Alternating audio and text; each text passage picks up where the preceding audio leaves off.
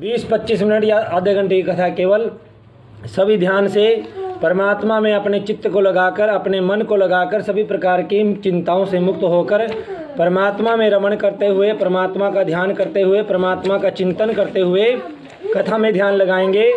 जो मनुष्य भगवान की कथा को चाव से सुनता है, उस मनुष्य की सभी प्रकार की मनोकामनाओं की पूर्ति होती है। बोलो सत्यनारायण भगवान की जय। बोलो सत्यनारायण भगवान की जय। बोलो सत्यनारायण भगवान की जय। एक समय नैमिषारण्य तीर्थ में शौनक आदि 88,000 ऋषियों ने श्री सूत जी महाराज से पूछा, हे प्रभु, किस व्रत अथवा तपस्या से मनवांछित फल की प्राप्ति होती है? आप हमें बताइए, हम सुनना चाहते हैं। बोलो सत्यनारायण भगवान की जय। तब सूत जी ने कहा कि इसी प्रकार देवर्षि नारद ने कमलापति नारायण से जो प्रश्न पूछा था, वह मैं आप लोगों से कह रहा हूँ, उसे ध्यान पूर्वक सुने। एक बार नारद जी मृत्यु लोक में गए और वहाँ पर वह सभी लोगों को देखकर बहुत दुखी हुए, क्योंकि मृत्यु लोक में सभी लोग दुखी थे। कोई संतान न होने के कारण दुखी, कोई संतान होने के पश्चात भी दुखी, किसी के पास पैसे हैं तब दुखी, किसी के पास पैसे नहीं हैं तब दुखी, कोई तन से रोगी, कोई मन से रोगी। इसी प्रकार से मृत्यु लोक में सभी इसी प्रकार दुखी दिखाई दिए। उनके मन में प्रश्न उत्पन्न हुआ कि इनके दुखों को किस प्रकार दूर कर सकते हैं। यह सोचकर विष्णु लोक को गए। वहाँ जाकर जब वो विष्णु लोक को गए तो जाकर भगवान को देखते हैं, भगवान की छवि कैसी है, भगवान का रूप कैसा है। भगवान श्वेत वर्ण वाले हैं, 4 भुजाएं हैं उनकी, चारों भुजाओं में शंख चक्र गदा पद्म आदि से विभूषित हैं। देखकर स्तुति करने लगे। बोलो सत्यनारायण भगवान की जय। हे वाणी और मन से परे स्वरूप वाले, अनंत सामर्थ्य वाली, आदि मध्य और अंत से रहित, असंभव को संभव करने वाले, संभव को असंभव करने वाले, सृष्टि के कारणभूत, जड़ और चेतन को संचारित करने वाले, हे दुखियों के दुख को नष्ट करने वाले परमात्मन, आपको नमस्कार है। बोलो सत्यनारायण भगवान की जय। स्तुति सुनने के बाद विष्णु भगवान ने कहा कि हे नारद जी, आप यहाँ किस काम के लिए आए हैं? जिस काम के लिए आप यहाँ आए हैं आप मुझे बताएं, मैं आपके प्रश्नों का जवाब अवश्य दूंगा। बोलो सत्यनारायण भगवान की जय। नारद जी बोले, हे स्वामी, मैं मृत्यु लोक में गया था, वहाँ जाकर मैंने देखा सभी दुखी हैं, तो मेरे से उनका दुख देखा नहीं गया। इसी प्रश्न को लेकर के उनके दुखों को किस प्रकार दूर कर सकते हैं, मैं आपके पास आया हूँ। बोलो सत्यनारायण भगवान की जय। यदि आप मेरे ऊपर कृपा करते हो तो मुझे बताएं। श्री भगवान ने कहा, हे वत्स, संसार के ऊपर कृपा करने के लिए तूने बहुत अच्छी बात पूछी है। तुम्हारा जन्म ही संसार के कल्याण के लिए हुआ है और तूने संसार की भलाई के लिए बहुत अच्छी बात पूछी है। मैं तुझे यह तुम्हारे प्रेम के वश होकर तुम्हें बता रहा हूँ कि भगवान का व्रत, भगवान सत्यनारायण का महान पुण्यप्रद व्रत जो मनुष्य करता है उसके सभी प्रकार के दुख नष्ट हो जाते हैं। बोलो सत्यनारायण भगवान की जय। लेकिन शर्त यह है कि उसे विधि विधान से करना चाहिए, निंदा चुगली से बचना चाहिए, जितना हो सके इस सांसारिक विषय भोगों से बचना चाहिए, सांसारिक प्राणियों से बचना चाहिए, खाने पीने इत्यादि में सभी प्रकार से जो नियम है उन नियमों का पालन करना चाहिए। बोलो सत्यनारायण भगवान की जय। नारद जी बोले, प्रभु, इस व्रत का फल क्या है, किसने यह किया है, विधान क्या है, सब मुझे बताइए। श्री भगवान ने कहा, यह सत्यनारायण व्रत दुख शोक आदि को दूर करने वाला, सभी प्रकार के धन धान्य की वृद्धि करने वाला है, सौभाग्य को देने वाला, संतान को देने वाला है, और जिस किसी भी दिन भक्ति और श्रद्धा से समन्वित होकर मनुष्य अपने बंधु बांधवों के साथ इस व्रत को करता है, उसके तुरंत ही सभी प्रकार की मनोकामनाओं की सिद्धि होती है। बोलो सत्यनारायण भगवान की जय। इसकी सामग्री के विषय में बताता हूँ। नैवेद्य के रूप में उत्तम कोटि के भोजनीय पदार्थों को सवाया मात्रा में एकत्रित करें। केले का फल लें, घी लें, दुग्ध लें, गेहूं का चूर्ण लें, गेहूं के चूर्ण के अभाव में साठी चावल का चूर्ण लें। सब भक्ष्य सामग्री को एकत्रित करके भगवान को निवेदित करनी चाहिए।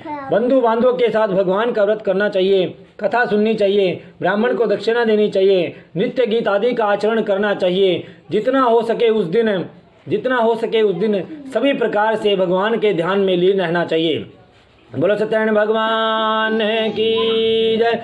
ऐसा जो मनुष्य करता है उसकी सभी अभिलाषाएं पूर्ण होती हैं। विशेषकर कलिकाल अर्थात कलयुग में मोक्ष का यही सरल उपाय है। बोलो सत्यनारायण भगवान की जय। सूत जी बोले, हे द्विजों, अब मैं पुनः पूर्व काल में जिन्होंने इस व्रत को किया उसके विषय में बताता हूँ। एक अत्यंत निर्धन ब्राह्मण था। वह अपने जो भिक्षा मांगने का कार्य है, नित्य प्रति का कार्य वो करता रहता था। बोलो सत्यनारायण भगवान की जय। ब्राह्मण से प्रेम करने के कारण भगवान सत्यनारायण ने वृद्ध ब्राह्मण का रूप धारण किया और उस ब्राह्मण को जाकर पूछा, हे ब्राह्मण, नित्य दुखी हुआ तू पृथ्वी पर क्यों फिरता है? बोलो सत्यनारायण भगवान की जय। वृद्ध ब्राह्मण ने बतलाया कि मैं अत्यंत दरिद्र हूँ। यदि आप मेरी इस दरिद्रता को दूर करने का उपाय जानते हो तो कृपा करके बताएं। बोलो सत्यनारायण भगवान की जय। वृद्ध ब्राह्मण ने कहा, सत्यनारायण भगवान विष्णु अभिष्ट फल को देने वाले हैं। हे विप्र, तुम उनका उत्तम व्रत और पूजन करो, जिसे करने से मनुष्य सभी प्रकार के दुखों से मुक्त हो जाता है। व्रत के विधान को ब्राह्मण से यत्नपूर्वक कहकर वृद्ध ब्राह्मण रूपधारी भगवान वहां से अंतर्ध्यान हो गए। बोलो सत्यनारायण भगवान की जय। ऐसा मन में सोचकर कि मैं भगवान का व्रत करूंगा, उसे रात में नींद भी नहीं आई और तदनंतर प्रातः काल उठकर सत्यनारायण का व्रत करूंगा, ऐसा संकल्प करके वह ब्राह्मण भिक्षा के लिए चल पड़ा। उस दिन उसे बहुत सारी भिक्षा मिली। बोलो सत्यनारायण भगवान की जय। वह बहुत प्रसन्न हुआ। प्रसन्न होकर पके केले का फल, घी, दुग्ध, दही, गेहूं के चूर्ण इत्यादि सभी सामग्रियां लेकर अपने घर आ गया। बंधु बांधवों के साथ बैठकर भगवान का व्रत किया। बोलो सत्यनारायण भगवान की जय। उस व्रत के प्रभाव से वह सभी प्रकार के दुखों से मुक्त हो गया। उस दिन से लेकर प्रत्येक महीने वह भगवान का व्रत करने लगा। बोलो सत्यनारायण भगवान की जय। इस प्रकार भगवान सत्यनारायण के इस व्रत को जो करेगा वह सभी पापों से मुक्त हो जाएगा और उसे दुर्लभ मोक्ष प्रद भी प्राप्त होगा। हे विप्र, पृथ्वी पर जब भी कोई भगवान का व्रत करेगा उसी समय उसके समस्त दुख नष्ट हो जाएंगे। बोलो सत्यनारायण भगवान की जय। इस प्रकार भगवान नारायण ने महात्मा नारद से जो कहा मैंने आप लोगों से कह दिया, अब आगे और क्या कहूँ। बोलो सत्यनारायण भगवान की जय। ऋषियों ने कहा, हे मुने, इस पृथ्वी पर उस ब्राह्मण से सुने हुए इस व्रत को किसने किया? हम वह सुनना चाहते हैं। सूत जी बोले, मुनियों, पृथ्वी पर जिसने यह व्रत किया उसके विधान के बारे में सुनो। बोलो सत्यनारायण भगवान की जय। एक बार वह द्विज श्रेष्ठ अपनी धन संपत्ति के अनुसार बंधु बांधवों और पारिवारिक जनों के साथ व्रत करने के लिए तैयार हुआ। तभी वहां पर एक लकड़हारा आया। उसके सिर पर लकड़ियां रखी हुई थी। वो तुरंत ही ब्राह्मण के मकान में गया। उसे प्यास लगी, ब्राह्मण के मकान में आ गया। वह वहां पर ब्राह्मण को व्रत करते हुए देखकर वहां पर वह व्रत की कथा भी सुनी, प्रसाद ग्रहण किया और तदनंतर उसने ब्राह्मण से पूछा, यह क्या है, किस चीज का व्रत है? बोलो सत्यनारायण भगवान की जय। कि मैं भी गरीब हूँ, अगर मुझे इससे मेरी गरीबता, मेरी दरिद्रता दूर हो सकती है तो मैं इस व्रत को अवश्य करूँगा। तभी ब्राह्मण ने कहा, यह सभी प्रकार के मनोरथों को देने वाला है, तुम इसका व्रत अवश्य करो। ब्राह्मण से विधान पूछकर वह लकड़हारा बहुत प्रसन्न हुआ और उसने भी संकल्प कर दिया कि ग्राम में लकड़ी बेचने से जो धन मिलेगा उससे भगवान का व्रत करूंगा। बोलो सत्यनारायण भगवान की जय। उसे भी रात में नींद नहीं आई। अगले दिन वह लकड़ियां सिर पर रखकर जिस नगर में हर रोज जाता था ऐसे नगर में गया। वहां पर उसे पहले दिनों से उस दिन चौगुना मूल्य मिला। बोलो सत्यनारायण भगवान की जय। वह बहुत प्रसन्न हुआ। प्रसन्न होकर पके केले का फल, घी, दुग्ध, दही, गेहूं का चूर्ण सभी लेकर अपने घर गया। घर जाकर पारिवारिक जनों के साथ बैठकर उसने भगवान का व्रत किया। उस व्रत के प्रभाव से वह धन पुत्र से संपन्न हो गया और इस लोक में अनेक सुखों का उपभोग कर अंत में वैकुंठ लोक को चला गया। बोलो सत्यनारायण भगवान की जय। श्री सूत जी बोले, श्रेष्ठ मुनियों, अब मैं पुनः आगे की कथा कहूँगा, आप लोग सुने। प्राचीन काल में उल्का मुख नाम का राजा था। वह जितेंद्रिय था, बुद्धिमान था। कमल के समान मुख वाली उसकी पत्नी थी। वह नित्य प्रति भद्रशिला नदी के किनारे पर जाता, ब्राह्मणों को धन देकर उनके कष्ट दूर करता था। बोलो सत्यनारायण भगवान की जय। एक दिन एक साधु अनेक प्रकार के बहुत सारे धन के साथ वहाँ पर उनके पास आया और आकर उनसे पूछने लगा, हे राजन, भक्ति युक्त चित्त से आप यह क्या कर रहे हैं?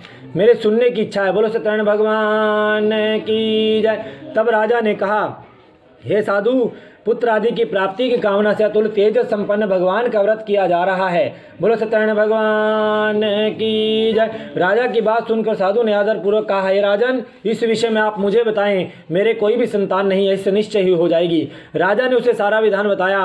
राजा से सारा विधान सुनने के पश्चात वह अपने घर गया। घर जाकर अपनी पत्नी को आश्वासन दिया, वचन दिया कि जब मुझे संतान की प्राप्ति होगी मैं भगवान का व्रत करूंगा। बोलो सत्यनारायण भगवान की जय। तभी भगवान की कृपा से उसकी पत्नी गर्भवती हो गई। 10वें महीने में सुंदर कन्या का जन्म हुआ। कन्या का नाम कलावती रखा गया और वह दिनों दिन शुक्ल पक्ष के चंद्रमा के समान बढ़ने लगी। तब उसने साधु की स्त्री ने उसे कहा कि हे स्वामी, अब आप भगवान का व्रत करिए। तब उसने कहा, इसके विवाह पर करूँगा। बोलो सत्यनारायण भगवान की जय। यह कहकर उस अपनी वचन को टाल कर वह वहाँ से व्यापार करने के लिए दूसरे नगर में चला गया। जब नगर में व्यापार करने के बाद अपने घर में आया, आकर अपनी पुत्री को उसकी सखियों के साथ देखा और मन में विचार किया कि पुत्री विवाह के योग्य हो चुकी है। तभी अपने दूत को बुलाकर कहा कि पुत्री के लिए सुयोग्य वर देख कर लाओ। वह दूत कंचन नगर पहुंचा, एक बनिए के पुत्र को ले आया। बनिए के पुत्र के साथ उसने अपनी जो पुत्री है उसका विवाह कर दिया। बोलो सत्यनारायण भगवान की जय। लेकिन दुर्भाग्य से वह भगवान का व्रत करना भूल गया। भगवान ने उसे शाप दिया, तुम्हें दारुण दुख प्राप्त होगा। भगवान उस पर रुष्ट हो गए। बोलो सत्यनारायण भगवान की जय। इसके पश्चात वह अपने दामाद के साथ एक नगरी में व्यापार करने के लिए चल पड़ा। भगवान ने माया रची। भगवान ने एक महल बनाया, राजा बनाया, चोर बनाए। राजा की वस्तु को चोर चुरा कर भागे जा रहे थे और वहीं पर वो ठहरे। वहीं पर उसने उस धन को रख दिया जहाँ पर वो ससुर जमाई ठहरे हुए थे। बोलो सत्यनारायण भगवान की जय। जब राजा के दूतों ने उस धन को वहां पर देखा तो उन्हें ऐसा लगा कि ये दोनों ही चोर हैं। बोलो सत्यनारायण भगवान की जय। दोनों वणिक पुत्रों को कैद करके अपने साथ ले गए। पकड़कर राजा के सामने उपस्थित किया। जाकर कहा, 2 वणिक पुत्रों को लाए हैं, देखकर आज्ञा दें। राजा ने बिना कोई जांच छानबीन किए उनको कठिन कारावास में डाल दिया। उनका धन ले लिया था, सारा हरण कर दिया। उनको ऐसे कारावास में डाल दिया जहां से कहीं पर रोशनी दिखाई नहीं देती थी। बोलो सत्यनारायण भगवान की जय। उस भगवान के शाप से उनकी पत्नी भी घर पर बहुत दुखी हुई। घर में जो धन रखा था चोर चुरा कर ले गए। एक दिन उसकी जो पुत्री है वह भूख प्यास से बेचैन हुए एक ब्राह्मण के घर गई। रात में वहाँ रुकी, प्रसाद इत्यादि ग्रहण किया। आकर अपनी माता के सामने आई सुबह। तो माता ने पूछा, तेरे मन में क्या है, रात भर कहाँ रही। बोलो सत्यनारायण भगवान की जय। तब उसने आकर कहा कि मैंने एक ब्राह्मण के घर भगवान का व्रत देखा है। तो वो तुरंत ही समझ गई। वो तुरंत ही भगवान से क्षमा याचना करने लगी, मेरे पति और दामाद घर आ जावें, मैं आपका व्रत करूंगी। बोलो सत्यनारायण भगवान की जय। भगवान उसके इस प्रतिज्ञा से संतुष्ट हो गए। राजा चंद्रकेतु को स्वप्न में दर्शन देकर कहा, दोनों वणिक को प्रातः ही छोड़ दो। उसका जितना धन लिया है उतना दे दो, नहीं तो सब कुछ नष्ट कर दूंगा। राजा चंद्रकेतु ने सभा में स्वप्न सुनाया। दोनों वणिक पुत्रों को कारागार से मुक्त कर सभा में बुलाया। दोनों ने आकर राजा को प्रणाम किया। भावीवश राजा बोले, दुर्भाग्यवश आपको ऐसा कठिन दुख प्राप्त हुआ। अब आपको डरने की आवश्यकता नहीं है, आप खुशी खुशी अपने घर जाएं। उनका जितना धन लिया था 2 गुना धन देकर आदर सहित विदा किया। बोलो सत्यनारायण भगवान की जय। तब वहाँ पर जो साधु और उसका जो दामाद था वह राजा को प्रणाम करके वहाँ से चल दिए।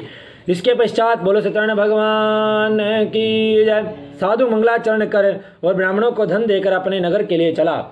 साधु के कुछ दूर निकल जाने पर भगवान ने दोबारा उसकी परीक्षा लेनी चाहिए। दंडी रूप में वहां पर आए। आकर साधु से पूछने लगे, तेरी नाव में क्या भरा है। तो साधु ने कहा, हे दंडी, आप क्यों पूछते हो, क्या धन लेने की इच्छा, मेरी नाव में बेल और पत्ते भरे हुए हैं। तब भगवान क्रोधित हो गए और तुरंत ही शाप दिया, तुम्हारा वचन सत्य हो। बोलो सत्यनारायण भगवान की जय। शाप देकर उसके कुछ समुद्र के किनारे जाकर बैठ गए। बोलो सत्यनारायण भगवान की जय। समुद्र के किनारे बैठे और उसके पश्चात राजा जब साधु ने अपने नित्य क्रिया की। नित्य क्रिया करने के बाद जब उसने अपनी नाव में उसी प्रकार से बेल पत्ते देखे तो मूर्छित तो जमीन पर गिर पड़ा। दामाद ने कहा, आप शोक न करें, दंडी का श्राप, उनकी शरण में चलना चाहिए। तब वह दंडी की शरण में जाए गए और जाकर कहा कि हमने जो आपसे असत्य भाषण कहे थे उसके लिए क्षमा करें। बोलो सत्यनारायण भगवान की जय। ऐसा बारंबार कहकर प्रणाम करके महान शोक से आकुल हो गए। दंडी ने उसे रोते हुए देखकर कहा, हे मूर्ख, रो मत, तू मेरी पूजा से बार बार विमुख हुआ। मेरी पूजा से विमुख होने के कारण तुम्हें दारुण दुख प्राप्त हुआ है। भगवान की ऐसी वाणी सुनकर वह बोला, हे परमात्मा, आपकी माया से मोहित ब्रह्मा आदि भी आपके रूप को नहीं जान सकते, मैं अज्ञानी कैसे जान सकता हूँ। बोलो सत्यनारायण भगवान की जय। आप प्रसन्न होइए, मैं धन, आप मेरी रक्षा करें, मेरी नाव में धन भर दें, मैं धन संपत्ति के अनुसार आपकी पूजा करूँगा। भगवान के उसके इतना कहते ही भगवान प्रसन्न हो गए, तुरंत ही उसे क्षमा कर दिया और उसे आशीर्वाद देकर उसमें जितना धन था उसके पास उतना भर दिया। बोलो सत्यनारायण भगवान की जय। तब वहाँ से वो चल दिए। वहाँ से निकलने के बाद थोड़ी अपने तो जब नगरी के नज़दीक पहुँचा, दामाद को जाकर कहा कि वो सामने अपनी रत्नपुरी नगरी दिखाई दे रही है। बोलो सत्यनारायण भगवान की जय। और अपने दूत को बोला, घर जाकर स्वामिनी को बोलो, स्वामी जी आ चुके हैं, पूजा की तैयारी करें। बोलो सत्यनारायण भगवान की जय। जब दूत घर पहुंचता है, देखता है तो क्या देखता है कि जो साधु की स्त्री है वह भगवान के पूजन की तैयारी कर रही है। तो जाकर कहा कि स्वामी जी आ चुके हैं। तो तुरंत ही जो साधु की स्त्री थी उसने भगवान की पूजा को बीच में ही रोक दिया और अपनी पुत्री को बोला, तू कार्य पूर्ण कर, शीघ्र आ, मैं अपने पति के और अपने दामाद के दर्शन को जाती हूँ। बोलो सत्यनारायण भगवान की जय। लेकिन साधु की जो पुत्री थी उसने भी गलती कर दी। उसने गलती की, उसने भगवान के प्रसाद को भी त्याग दिया, कथा बीच में ही छोड़ दी और तुरंत ही वो भी दौड़ी अपने पति के दर्शन के लिए चल पड़ी। तुरंत ही भगवान रुष्ट हो गए और उसके पति को, कन्या के पति को नाव सहित पानी में डुबो दिया। बोलो सत्यनारायण भगवान की जय। जब कन्या समुद्र के किनारे पहुंची, अपने पति को न देखकर रोती हुई सती होने के लिए तैयार हुई, तो तुरंत ही आकाशवाणी हुई, हे साधु, तेरी कन्या मेरे प्रसाद को छोड़कर आई है, यदि यह घर जाकर प्रसाद ग्रहण करे पति अवश्य मिलेगा। बोलो सत्यनारायण भगवान की जय। इतनी आकाशवाणी सुनते ही वह सभी घर गए। घर जाकर भगवान की पूजा की, दर्शन किए, तो आकर अपने पति के दर्शन किए। बोलो सत्यनारायण भगवान की जय। तदनंतर पूर्णिमा, संक्रांति इत्यादि पर्वों पर भगवान के पूजन करने लगी। बोलो सत्यनारायण भगवान की जय। सूत जी बोले, श्रेष्ठ मुनियों, अब इसके बाद मैं दूसरी कथा कहूँगा, आप लोग सुने। अपनी प्रजा का पालन करने में तत्पर तुंगध्वज नाम का राजा था। उसने भी भगवान के प्रसाद को त्याग कर बड़ा दुख पाया। एक बार वन में बड़ के पेड़ के नीचे जो बैठा हुआ था, तो वहाँ पर ग्वाले उसे प्रसाद देने गए। न तो उसने भगवान को प्रणाम किया, न प्रसाद ग्रहण किया और उस प्रसाद को त्याग दिया। जब वह घर गया तो अपने 100 पुत्रों को नष्ट पाया। बोलो सत्यनारायण भगवान की जय। वह तुरंत ही समझ गया ये भगवान ने किया है। वह वापिस वहाँ पर आया, भगवान की कथा सुनी, प्रसाद ग्रहण किया, जाकर अपना सब कुछ वैसा का वैसा ही पाया। बोलो सत्यनारायण भगवान की जय। जो व्यक्ति इस परम दुर्लभ भगवान के व्रत को करता है, पुण्यमय और फल प्रदायिनी कथा को सुनता है, उसे भगवान सत्यनारायण की कृपा से धन धान्य की प्राप्ति होती है। दरिद्र धनवान हो जाता है, बंधन में पड़ा हुआ बंधन से मुक्त हो जाता है। बोलो सत्यनारायण भगवान की जय। डरा हुआ व्यक्ति भय से मुक्त हो जाता है, इसमें संशय नहीं। सभी इप्सित फलों का भोग प्राप्त करके अंत में भगवान के धाम को प्राप्त होता है। बोलो सत्यनारायण भगवान की जय। कलयुग में तो भगवान सत्यदेव की पूजा विशेष फल देने वाली है। भगवान विष्णु को कुछ लोग काल, कुछ लोग ईश, कोई सत्यदेव, दूसरे सत्यनारायण नाम से कहेंगे। अनेक रूप धारण करके भगवान सत्यनारायण सभी का मनोरथ सिद्ध करते हैं। कलयुग में सनातन भगवान विष्णु ही सत्यव्रत रूप धारण करके सभी का मनोरथ पूर्ण करने वाले हैं। बोलो सत्यनारायण भगवान की जय। हे श्रेष्ठ मुनियों, जो व्यक्ति नित्य भगवान की कथा को पढ़ता है, सुनता है, भगवान सत्यनारायण की कृपा से उसके सभी पाप नष्ट हो जाते हैं। हे मुनीश्वरों, पूर्व काल में जिन लोगों ने भगवान का व्रत किया उनके बारे में बताता हूँ। महान प्रज्ञा संपन्न शतानन नामक ब्राह्मण ने दूसरे जन्म में सुदामा नामक ब्राह्मण हुए। उसने उस जन्म में भगवान श्री कृष्ण का ध्यान करके मोक्ष प्राप्त किया। बोलो सत्यनारायण भगवान की जय। लकड़हारा भिल्ल गुहों का राजा हुआ और अगले जन्म में उसने भगवान श्री राम की सेवा करके मोक्ष प्राप्त किया। बोलो सत्यनारायण भगवान की जय। महाराज उल्कामुख राजा दशरथ हुए, जिन्होंने रंगनाथ की पूजा करके भगवान के धाम को प्राप्त किया। बोलो सत्यनारायण भगवान की जय। इसी प्रकार धार्मिक और सत्यव्रत साधु मोरध्वज नाम का राजा हुआ। उसने आरे से चीर कर अपने पुत्र की आदिदेव भगवान को विष्णु को अर्पित कर मोक्ष प्राप्त किया। बोलो सत्यनारायण भगवान की जय। महाराज तुंगध्वज जन्मांतर में स्वयंभू मनु हुए और भगवत संबंधी संपूर्ण कार्यों का अनुष्ठान करके वैकुंठ लोक को प्राप्त हुए। बोलो सत्यनारायण भगवान की जय। जो गोपगण थे वे सब जन्मांतर में ब्रजमंडल में निवास करने वाले गोप हुए। सभी राक्षसों का संहार करके भगवान का धाम गोलोक धाम प्राप्त किया। बोलो सत्यनारायण भगवान की जय।